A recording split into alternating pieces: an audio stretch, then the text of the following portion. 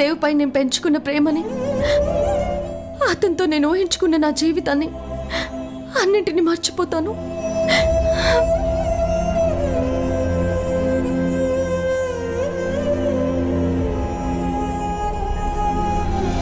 మొదలెట్నా? All the best బావా, రెచ్చిపో. సుభద్ర, సుభద్ర రా బయటికి.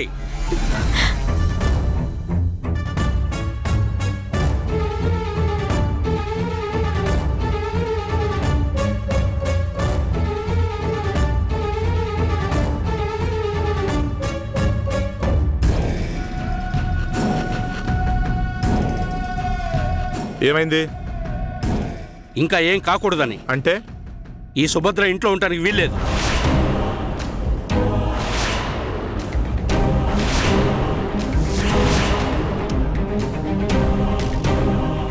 ఈ ఇంట్లోంచి పంపించేద్దాం అనుకుంటున్నాను. డాడీ, నువ్వేం మాట్లాడుతున్నావు? నీకేమైనా అర్థమవుతుందా? నేను క్లియర్గానే ఉన్నాను. మీకే ఈవిడి గురించి పూర్తిగా తెలియట్లేదు. అందరూ దేవుడు లేచిపోయాడు అనుకున్నారు. అసలు వాడు అలా లేచిపోవడానికి కారణం ఎవరు? ఈ మహాతల్లి కాదా? ఈ సుభద్ర వల్లే దేవు చిత్రతో కలిసి వెళ్ళిపోయాడు. దేవు తప్పు చేస్తే సుభద్ర నిందిస్తారేంటి? ఇవి నిందలు కాదు, నిజాలు. ఈవిడి గారే సక్రమంగా ఉంటే వాడు ఇలాంటి తప్పు ఎందుకు చేస్తాడు? దేవుని ప్రేమగా చూసుకొని ఉంటే వాడు ఇంకో అమ్మాయి మీద ఎందుకు మనసు పడతాడు? మావయ్య, ఏం మాట్లాడుతున్నారు? అసలే సుభద్ర దేవ్ వెళ్ళిపోయాడన్న బాధలో ఉంటే పుండు మీద కారం జల్లినట్టు అలా మాట్లాడుతున్నారేంటి? లేదు గౌరీ, ఇవాళ అటో ఇటో తేలిపోవాలి. ఏమమ్మా సుభద్రమ్మ, పేరుకు పెద్ద పెద్ద చదువులు చదివావు, ఎవరికి ఉపయోగం? మొగుడిని కాపాడుకోలేకపోయావు. ఏమన్నా అంటే నేను అది మా అన్న ఇది అని ఏవో గొప్పలు చెప్తుంటావు కదా. ఇప్పుడు నీ కారణంగానే ఈ ఇంటి పరువు గంగలో కలిసిపోయింది. దానికేమంటావు? డాడీ, నువ్వు నోర్మై. ఇన్నాళ్ళు మీరేం చేసినా చూస్తూ ఊరుకున్నానంటే ఈవిని కంట్రోల్ చేసే సత్తా లెక్క కాదు. నా కొడుకులు ఎదిగిపోయారు, నా చేతికి అందొచ్చారు, వాళ్ళేం చేసినా ఆలోచించే చేస్తారని నేను నమ్మడం వల్ల మీరు ఎదిగారనుకున్నాను. కానీ ఇలా ఇంటి పరువును తీసేంత ఎత్తుకు ఎదుగుతారని అస్సలు ఊహించలేదు. ఏమన్నావు నువ్వు? ఇది సంసారం చేసుకునే ఇల్లు, జల్సాలు చేయడానికి వీల్లేదా? అసలు నా ఇంట్లో నీ యజమాయిషి ఏంటి? నువ్వెవరు నా కుటుంబాన్ని కంట్రోల్ చేయడానికి? మా గురించి అంత ఆలోచిస్తా ఇంత ఆలోచిస్తా అంటావు కదా. ఇప్పుడు మా ఇంటి పరువు పోయింది, మేము తలెత్తుకోలేని పరిస్థితి వచ్చింది. ఇప్పుడు మమ్మల్ని ఏం చేయమంటావు? అందరినీ కట్టకట్టుకుని వెళ్ళి ఏ బావిలో దూకైనా చావమంటావా? చెప్పు, ఏం చేయమంటావు? అయినా వాళ్ళు చేసిన తప్పుకి మనం చావడం దేనికి బావా? అవును, నువ్వు చేసిన తప్పుకు మేమెందుకు చావాలి? మేమెందుకు శిక్ష అనుభవించాలి? అసలు నువ్వెవరు? నీకు ఈ ఇంటికి సంబంధం ఏంటి? ఇన్నాళ్ళు అంటే దేవుకు భార్య స్థానంలో ఉన్నావు కాబట్టి ఈ ఇంట్లో ఉన్నావు. ఇప్పుడు ఏం సంబంధం అని ఇక్కడ ఉన్నావు? నీ మెళ్ళలో తాళి కట్టిన వాడే ఇంకో అమ్మాయితో వెళ్ళిపోయాడు. వాడే లేనప్పుడు నువ్వు ఇక్కడ ఉండాల్సిన అవసరం ఏముంది? డాడీ? అవును, డాడీనే. డాడీని కాబట్టి ఈ నిర్ణయం తీసుకున్నాను. ఈవిడి గారు ఇక్కడే ఉంటే నలుగురిలో తలెత్తుకొని తిరగలేం, జనానికి ఈ మొహాలు చూపించలేం. ఇంకా ఎందుకు ఇక్కడ నిలబడ్డావు? వెళ్ళి ఇక్కడి నుంచి.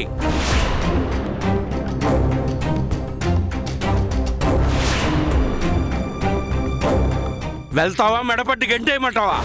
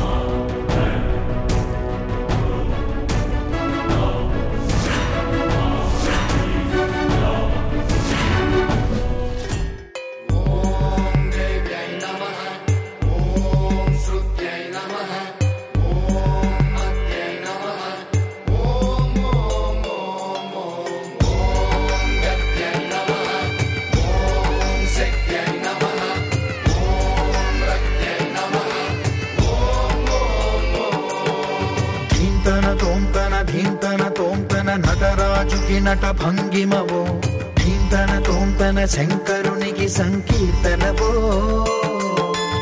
ఈశ్వరుడే అనునిత్యం తనలో తలచుకునే ఓంకారమువో శివ హృదయం కరిగించే ఆ పంచాక్షరివో నీ మదిలో మహాదేవుడినే కొలువుంకనా కైలాసమువో అతని పాదము చందన వెలిగే హారతివో పామరునికి పరమేశ్వరుడిని అందించే మంత్రం నీవేనో ధీంతన తోంతన ధీంతన తోంతన నటరాజుకి నట భంగిమవో ధీంతన తోంతన శంకరునికి సంకీర్తనవో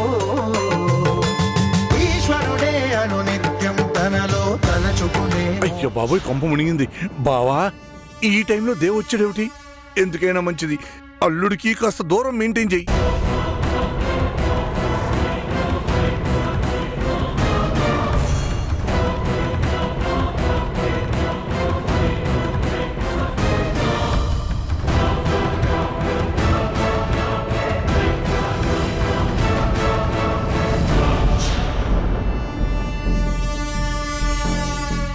ఏం జరుగుతుంది ఇక్కడ? సుభద్రని ఇంట్లో నుంచి పంపించేస్తున్నాం. దేనికి?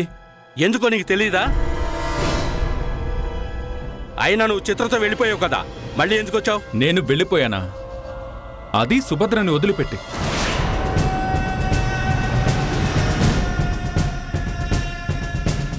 సుభద్ర నా ప్రాణం, నా ఊపిరిని ఇక్కడ వదిలిపెట్టి నేనెక్కడికి వెళ్తాను?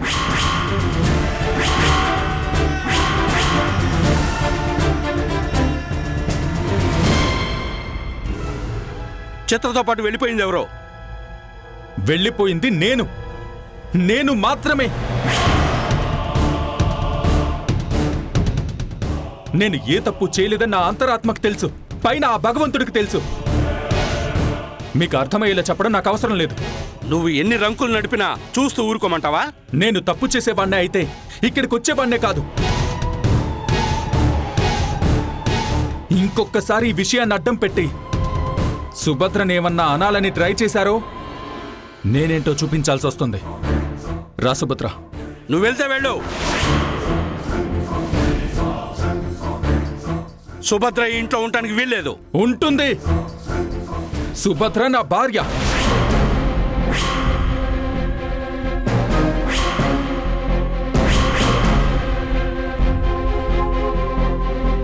నా మనసులో ఈ ఇంట్లో ఉండే అర్హత సుభద్రకుంది. అది కాదనే హక్కు ఆ దేవుడికి కూడా లేదు. పద సుభద్ర.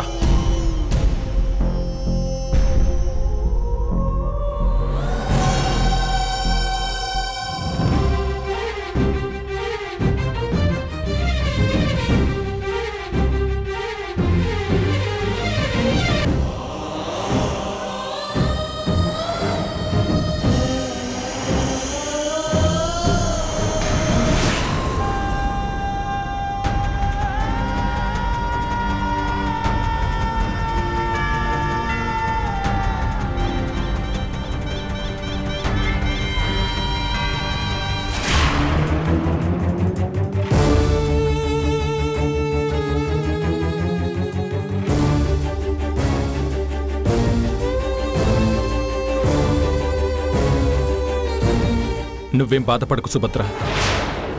నా కంఠంలో ప్రాణం ఉన్నంత వరకు నీ మీద మాట పడినివ్వను, నిన్ను ఇంట్లోంచి వెళ్ళనివ్వను.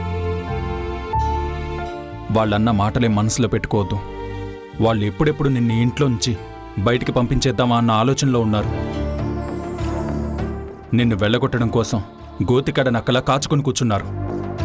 ఇప్పుడు ఆ ఛాన్స్ వచ్చిందని రెచ్చిపోతున్నారు.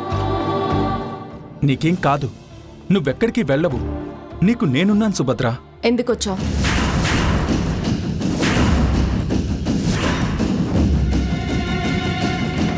సుభద్ర, మళ్ళీ ఎందుకొచ్చావు? నన్ను కాదనుకుని వెళ్ళిపోయావు కదా, మళ్ళీ ఎందుకొచ్చావు? ఏమంటున్నావు సుభద్ర నువ్వు? నేను చిత్రతో వెళ్ళిపోయాను అంటే ఎలా నమ్ముతున్నావు నువ్వు? నాకు నువ్వంటే ఎంత ఇష్టమో తెలియదా నీకు? నీకోసం ప్రాణమైనా ఇస్తానని మర్చిపోయావా?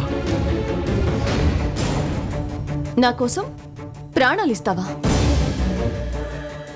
అసలు నేననే దాన్ని బ్రతికుంటే కదా నన్ను ప్రేమించడానికైనా నా కోసం త్యాగం చేయడానికైనా.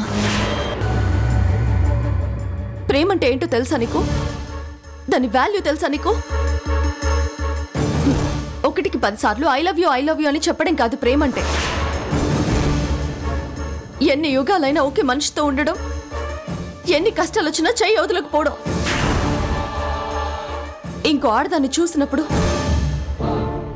నీ మనసుని అదుపు చేయలేనప్పుడు, తనతో వెళ్లకుండా ఉండలేనప్పుడు అది ప్రేమ ఎలా అవుతుంది? Please Subhadra, please. ఎంతసేపు నీ పాయింట్ ఆఫ్ వ్యూలో నువ్వు ఆలోచిస్తున్నావు తప్ప నా మనసులో ఏముందో అర్థం చేసుకునే ప్రయత్నం కూడా చేయట్లేదు.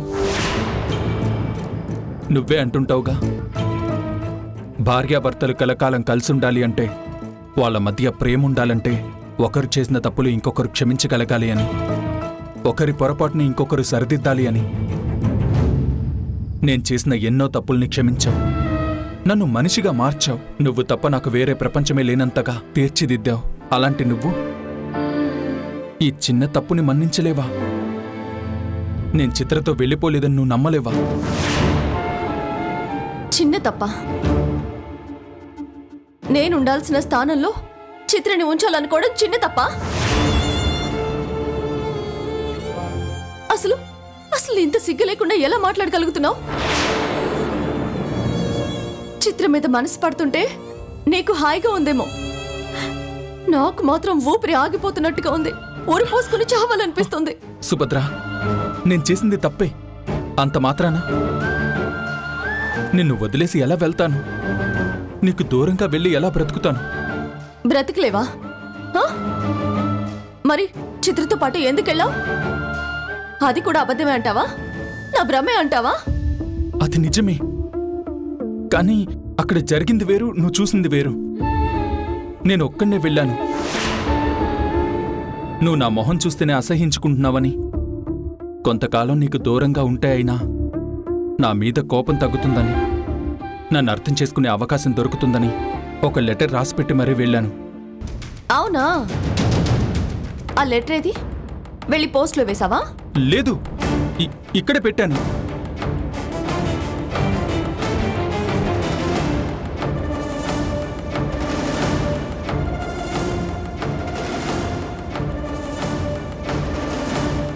ఎక్కువగా స్ట్రెయిన్ అవ్వకు. ఆ లెటర్ నీకు దొరకదులే. ఎందుకంటే నువ్వు అసలు ఏ లెటరు రాయలేదు, ఎక్కడ పెట్టలేదు. లేదు సుభద్ర, నేను నిజంగా లెటర్ రాశాను. ఇంకా ఎన్ని అబద్ధాలు చెప్తావు దేవ్? ఎన్ని నాటకాలు ఆడతావు? అసలు నీకు మళ్ళీ తిరిగి రావాల్సిన అవసరం ఏముంది? నువ్వు మనసు పడ్డ అమ్మాయి నీ దగ్గరే ఉంది కదా. ఎప్పుడైతే నువ్వు చిత్రతో వెళ్ళిపోవడానికి డిసైడ్ అయ్యావో అప్పుడే నేను నీకు నీళ్ళు వదిలేశాను.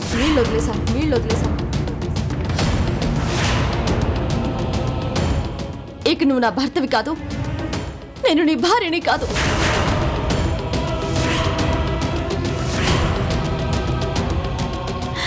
నేను ఇంత పెద్ద నిర్ణయం తీసుకున్నాక ఇంకా ఇక్కడే ఉన్నానని నువ్వు అనుకోవచ్చు.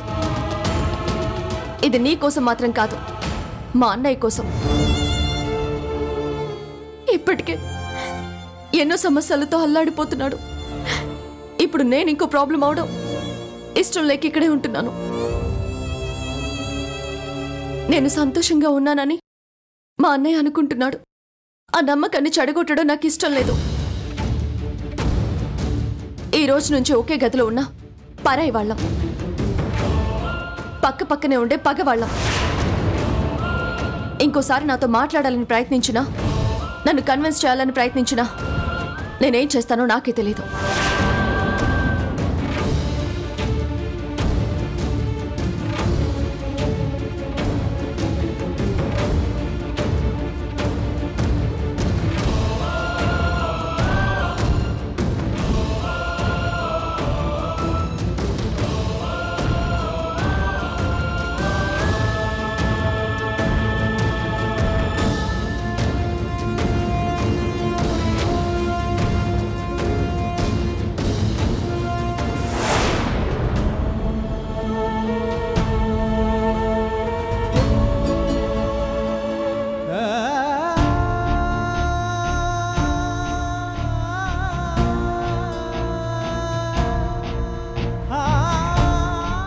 అసలు ఏం జరిగిందిరా?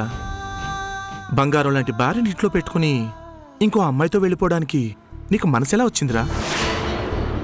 నేను తప్పు చేశానంటే నువ్వు కూడా నమ్ముతున్నావా అన్నయ్య? నేను మనిషినే అన్నయ్య, భార్యని ప్రేమించే మనసున్న మగాడిని. సుభద్ర కాలికి ముళ్ళు గుచ్చుకుంటే నా కళ్ళల్లో నీళ్లు తిరుగుతాయి. అలాంటిది నేను సుభద్రకి ద్రోహం చేస్తానని ఎలా అనుకున్నారు? నీ గురించి మాకు తెలుసు దేవ్, కానీ నువ్వు చిత్రతో వెళ్ళిపోవడం మా కళ్ళారా చూసాం కదా. వదినా, దూరంగా చూస్తే ఆకాశం భూమి కూడా కలిసిపోయినట్టుగానే కనిపిస్తుంది. కానీ అది ఎక్కడ కలుస్తుందో తెలుసుకోవడానికి బయలుదేరితే వెళ్లే కొద్దీ దూరం పెరుగుతూనే ఉంటుంది. ఇప్పుడు నా పరిస్థితి కూడా అదే. సుభద్ర కోపం తగ్గిపోయే వరకు దూరంగా ఉండొద్దామని నేను వెళ్ళాను.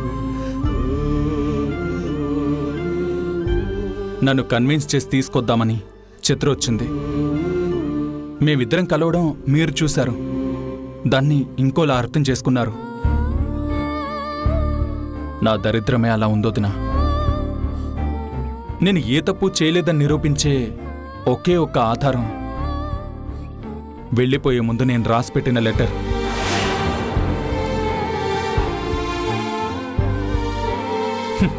ఇప్పుడు అది కూడా కనిపించట్లేదు. లెటర్ రాసావా? అవును. నా మనసును ఎలాగో సుభద్ర అర్థం చేసుకునే ప్రయత్నం చేయట్లేదు. కనీసం లెటర్ చదివితే అయినా నా ఫీలింగ్స్ తనకి తెలుస్తాయి.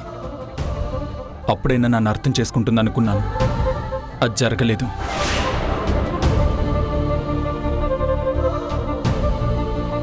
పైగా లెటర్ రాశానన్నా సుభద్ర నమ్మడం లేదు.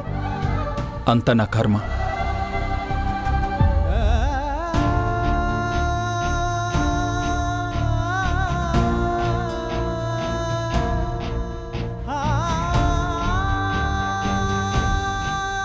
తులసి, వీడి మాటలేంటుంటే వీడు చెప్పేదంతా నిజమే అనిపిస్తుంది.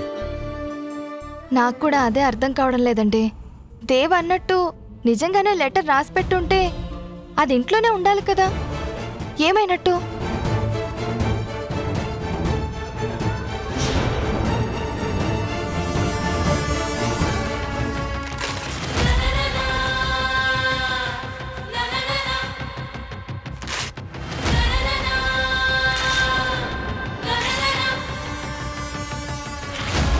అయ్యో అయ్యో అయ్యో, అదేంటి ఆ లెటర్ చింపేస్తున్నావు? చింపితే ఏం పోతుంది? పాపం దేవు బాగా ఫీల్తో రాశాడు బావా. సంతకం పెట్టడానికి కూడా పెన్ పెట్టని వాడు ఏకంగా పేజీ లెటర్ రాశాడు బావా. అదే ఇంట్లో చక్కగా ప్రేమ కట్టిద్దామని. మన పనికి ఉపయోగపడింది కదా అని అవసరం తీరిపోయాక కూడా జేబులోనే పెట్టుకుంటే అదే మనల్ని పట్టిస్తుంది. ఒక్క పేపరు మనల్ని పట్టిస్తుందా? ఎలాగో దేవ్ చిత్రాలు ఇల్లొదిలి వెళ్ళిపోలేదు, దేవ్ ఒక్కడే వెళ్ళిపోయాడు అనడానికి ఇదే ఆధారం. వాళ్ళిద్దరి మధ్య పుకారు పుట్టించడానికి ఇదే మనకు సహాయం చేసింది. కానీ ఇది గనక సుభద్ర కంట్లో పడితే వాళ్ళిద్దరూ ఒక్కటైపోతారు. ఆహా, అది చేసింది నువ్వే అని తెలిస్తే నిన్ను ఇంట్లోంచి బయటకు గంటిస్తారు, అంతే కదా? నువ్వుండ్రా. ఇప్పుడు ఎలా గౌరీ? దేవు మళ్ళీ ఇంటికి వచ్చేశాడు. సుభద్రని ఇంట్లోంచి గంటేయకుండా అడ్డుపడ్డాడు. మళ్ళీ వాళ్ళిద్దరూ ఒకటయ్యారు. ఇక అంతే, మళ్ళీ మొదటి నుంచి నరుక్కొని రావాలి. ఆ అవసరం లేదు మావయ్య. సుభద్ర గురించి నాకు బాగా తెలుసు. ఇప్పుడు దేవ్ వచ్చినా, తన కోసం ప్రాణాలిచ్చినా తన దృష్టిలో దేవ్ ఒక చీటర్, తనని మోసం చేశాడన్న భ్రమలోనే ఉంది. కాబట్టి ఖచ్చితంగా దేవిని దగ్గరికి రానివ్వదు. మనకు మంచి అవకాశం రాగానే సుభద్ర నమ్మకాన్ని క్యాష్ చేసుకోవాలి. సొమ్ము చేసుకోవాలా? ఏ మన దగ్గర డబ్బులు లేవా ఏమిటి?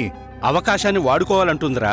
ఓహో అదే, అయితే ఓకే. అప్పటిదాకా కొంచెం ఓపిక పట్టండి మావయ్య, తప్పదు.